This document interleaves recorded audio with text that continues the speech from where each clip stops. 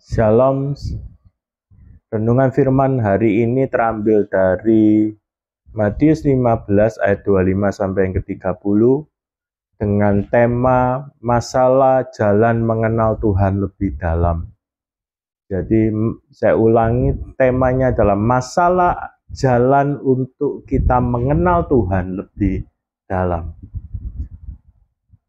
Saya akan bacakan firman Tuhannya. Pada waktu itu berkatalah Yesus, aku bersyukur kepadamu ya Bapa, Tuhan langit dan bumi, karena semuanya itu engkau sembunyikan bagi orang yang bijak dan yang pandai, tetapi engkau menyatakan kepada orang kecil. Ya Bapa, itulah yang berkenan kepadamu, dan semua itu telah diserahkan kepadaku oleh Bapakku, dan tidak ada seorang pun mengenal anak selain Bapa, dan tidak ada seorang pun mengenal Bapa selain anak, dan orang yang kepadanya anak itu berkenan menyatakannya. Marilah kepadaku semua yang letih lesu dan berbeban berat, aku akan memberikan kelegaan kepadamu. Pikulah kuk yang kupasang dan belajarlah kepadaku, karena aku lemah lembut dan rendah hati, jiwamu akan mendapatkan ketenangan. Sebab kuk yang kupasang itu enak dan bebanku pun itu ringan. Saudara, di Matius 11 ayat 25 sampai ke 30 ini adalah Tuhan Yesus mengajak setiap orang yang punya masalah, setiap orang yang mempunyai persoalan dalam hidupnya untuk dia mendekat kepada Tuhan. Dan di sini ada satu jaminan bahwa ketika saudara punya masalah, itu bukan sekedar masalah itu tanpa tujuan. Tapi masalah itu mempunyai tujuan, mempunyai purpose, mempunyai ada hal yang Tuhan izinkan masalah itu ditaruh dalam hidup kita. Karena Tuhan melihat ada potensi yang besar di dalam diri kita. Tuhan ingin supaya kita tidak mengalami terhilang. Tuhan mempunyai tujuan, Tuhan mempunyai rencana yang besar melalui masalah itu terjadi di dalam diri kita. Ada 4 hal yang membuat masalah itu mempunyai tujuan di dalam diri kita. Ada 4 hal penting. Kenapa masalah itu bisa ada di dalam diri kita? Masalah itu punya tujuan apa di dalam diri kita? Saya akan buka di dalam firman Tuhan bahwa masalah itu bukan asal terjadi dalam diri kita, tapi mempunyai tujuan. Yang pertama adalah Matius 11 ayat 25. Pada waktu itu berkatalah Yesus,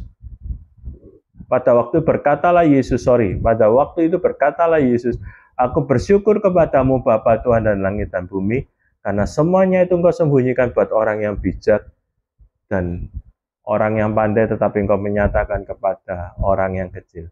Yang pertama, masalah itu mempunyai tujuan kita untuk mengenal Tuhan lebih lagi. Saudara, melalui masalah, Tuhan ingin menyatakan dirinya, Tuhan ingin mewahyukan dirinya. Apa sih Pak tujuan Tuhan? Masalah ini kenapa harus terjadi? Mungkin saudara seringkali bertanya seperti itu. Kenapa aku yang dipilih menghadapi masalah? Kenapa aku harus menghadapi keadaan situasi yang bermasalah? Karena Tuhan ingin menyatakan pribadinya kepada kita. Tuhan ingin menyingkapkan pribadinya kepada kita. Dia ingin menjadi pribadi yang bukan sekedar kita tahu, tapi dia ingin supaya kita mengenal Tuhan. Kita mengenal pribadinya, mengenal sifatnya, mengenal keinginannya, mengenal hatinya. Dan melalui masalah Tuhan ingin menyingkapkan itu, dan Tuhan ingin mengenalkan dirinya kepada kita. Oleh sebab itu jangan saudara bilang, wah ini kenapa harus terjadi, saudara protes dengan Tuhan. Tuhan, kenapa masalah ini harus terjadi? Karena Tuhan sayang, Dia ingin saudara bukan sekedar tahu, tetapi Tuhan ingin saudara mengenal Tuhan lebih dalam. Mengenal hatinya Tuhan, mengenal pribadinya Tuhan, keinginan Tuhan. Dan itu bisa terjadi melalui masalah. Oleh sebab itu kalau saudara punya masalah, jangan jauh dari Tuhan. Malah saudara harus dekat dengan Tuhan.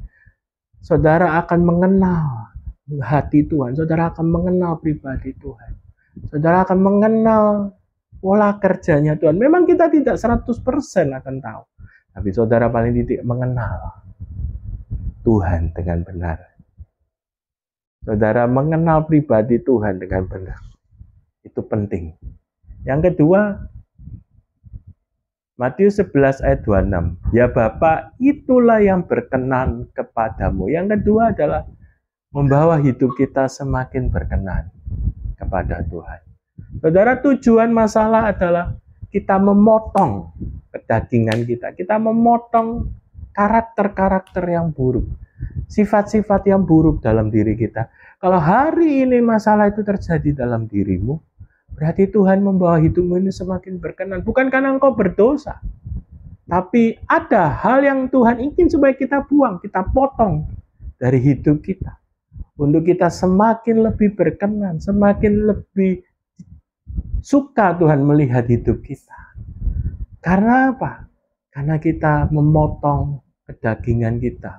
Kita memotong keduniawian kita. Kita memotong sifat-sifat yang buruk di dalam diri kita. Yang membuat hati Tuhan terluka mungkin. Dan itu yang membuat Tuhan izinkan masalah terjadi. Supaya supaya kita memotong kehidupan kita. Dan kita berkenan di mata Tuhan. Yang ketiga, Matius 11 ayat yang ke-28.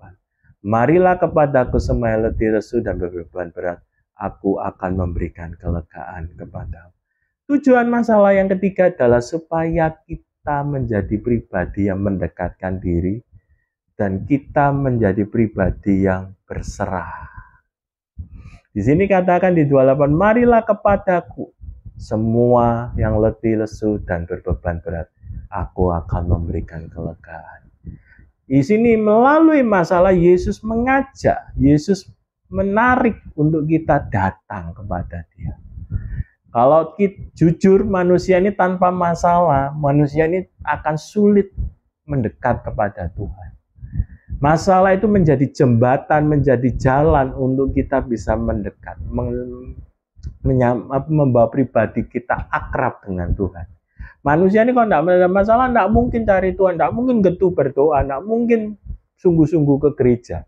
Tetapi melalui masalah, Tuhan izinkan. Yang pertama kita mendekat. Lalu yang kedua kita belajar untuk menyerahkan. Memberikan beban ini kepada Tuhan. Jadi kalau saudara mendekat saja, saudara tidak menaruh beban itu kepada Tuhan, masalah itu tidak akan ada jalan keluar. Dan tujuan masalah itu tidak akan tercapai. Masalah ini tujuannya tercapai supaya saudara mendekat.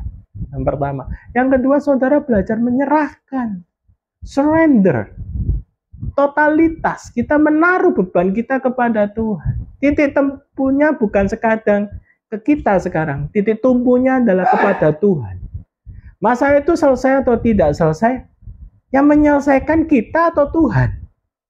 Kalau saudara yang menyelesaikan masalah itu tidak akan kunjung selesai. Tapi kalau saudara titik tumpunya masalah itu kita letakkan kepada Tuhan, masalah itu akan selesai. Karena tujuan masalah itu tercapai, yaitu kita mendekat dan kita menyerahkan hidup kita, menyerahkan semuanya kepada Tuhan. Hari ini itu tujuan masalah, bukan Tuhan jahat. Tuhan punya masalah ini ada tujuannya. Ada hal yang Dia ingin lakukan supaya terjadi rencana Tuhan atas hidup kita. Yang terakhir, Matius 11 ayat 29.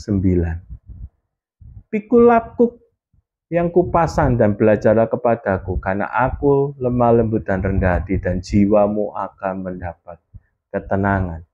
Yang keempat adalah masalah mempunyai tujuan untuk kita, mengajari kita untuk lemah lembut dan rendah hati. Saudara, masalah diizinkan terjadi dalam diri kita. Yang pertama, Tuhan ingin mengajar kita kelemah lembutan. Mungkin kita menjadi pribadi yang susah disentuh, kita sombong, arogan. Kita punya prinsip-prinsip yang tidak bisa disentuh. Pemikiran-pemikiran tidak disentuh oleh manusia. Oleh sebab itu Tuhan izinkan masalah untuk kita dijamah, hati kita yang keras, hati kita yang sulit untuk disentuh. Oleh sebab itu masalah terjadi supaya hati kita dijamah Tuhan. Supaya kita menjadi pribadi yang lemah lembut, mudah dijamah, mudah berubah. Ada prinsip-prinsip yang salah dan Tuhan mau perbaiki melalui masalah. Untuk kita menjadi pribadi yang lemah lembut, hati kita mudah dijamah oleh Tuhan. Yang kedua adalah kerendahan hati. Banyak orang yang terjadi dalam masalah atau terjebak dalam masalah karena kesombongan. Saudara, masalah seringkali terjadi karena kita sombong, kita ada keangkuhan. Dan itu dilihat oleh Tuhan. Tuhan itu tahu sampai dasar hati kita. Oleh sebab itu masalah terjadi. Jalan keluarnya adalah saudara berubah harus jadi rendah hati. Ketika rendah hati, masalah itu akan dengan mudah Tuhan buka jalan untuk menyelesaikannya. Kalau selama kita sombong, masalah itu tidak akan kunjung selesai. Tapi ketika kita menjadi pribadi yang rendah hati, kita akan keinginan Tuhan sudah tercapai, yaitu tujuan masalah untuk kita belajar rendah hati. Dan ketika tujuan Tuhan tercapai, masalah itu akan dengan seperti sulap, dia akan selesai dengan sendiri. Tuhan kalau ingin membuat jalan keluar itu gampang. Tuhan ingin menyelesaikan masalah itu gampang. Tapi ketika keinginannya tercapai dalam hidup orang itu. Tetapi ketika keinginan Tuhan belum tercapai, Tuhan akan buat masalah itu akan tinggal di dalam hidup saudara. Tujuan Tuhan melalui masalah adalah kita rendah hati. Kita yang sombong harus berubah menjadi pribadi yang rendah hati. Oleh sebab itu, saya tutup dengan satu kesaksian. Saya punya orang tua, Papa bekerja dengan jabatan yang begitu tinggi. Bapak saya orang yang pintar, dari sekolah dia orang yang pintar, orang yang luar biasa. Sekolah itu selalu ranking 1 dengan nilai yang begitu fantastik. Singkat cerita, bapak saya tumbuh dewasa, bekerja, dan bapak saya mendapatkan pekerjaan dengan posisi yang sangat bagus. Di sebuah perusahaan yang besar, dengan posisi yang bagus, bapak saya menjadi sombong dan angkuh, susah untuk dinasehati, susah untuk terima pendapat. Karena apa? Karena dia dari latar belakang keluarga yang tidak punya, tiba-tiba dia punya posisi pekerjaan yang bagus. Tuhan ubah derajatnya benar-benar naik. Dan itu menjadi pribadi yang sombong. Singkat cerita, diizinkan berbagai masalah melalui JJ saya sakit, melalui Tuhan mulai goncang. Ketika sombong itu terjadi banyak masalah dalam keluarga saya. Sampai puncaknya Tuhan izinkan papa saya mengalami stroke. Mengalami penyakit stroke, sulit untuk berbicara, dan stroke-nya bukan karena penyumbatan, tapi karena pecah. Itu pun bapak saya bisa kembali sembuh, itu mujizat. Tetapi apa yang disombongkan oleh bapak saya, kepintaran, kemampuan, itu semua hilang ketika mengalami stroke itu. Sulit berbicara, daya ingat mulai hilang. Dan itu Tuhan izinkan. Karena apa? Bapak saya sombong, dia merasa pintar. Semua ini kalau saya bisa rumah, semua yang didapatkan harta benda ini karena aku ini pintar. Dan Tuhan izinkan masalah yang besar, yaitu sakit stroke ini, untuk bapak saya belajar rendah hati. Dan ketika bapak saya rendah hati, berubah melalui sakit stroke ini, dia datang kepada Tuhan dan kerendahan hati. Bapak saya mengalami pemulihan, bapak saya mengalami mujizat. Keluarga kami mengalami banyak pertolongan Tuhan. Keadaan kami perlahan-lahan mulai dipulihkan. Ingat baik-baik, masalah adalah membawa kita mengenal Tuhan. Mengenal Tuhan, apa yang Tuhan mau, apa yang tidak Tuhan mau. Yang kedua, melalui masalah ini, Tuhan yang tujuan target utama Tuhan adalah kita menjadi pribadi yang rendah hati. Kalau engkau sombong, dengar baik-baik, masalahmu tidak akan selesai. Tapi ketika engkau datang ke Tuhan, Engkau melepaskan keegoanmu, kedaginganmu. Engkau menjadi pribadi yang rendah hati. Engkau pribadi yang mudah dijamah, Tuhan, lemah lembut. Masalah itu dengan sendirinya akan selesai. Tuhan Yesus memberkati.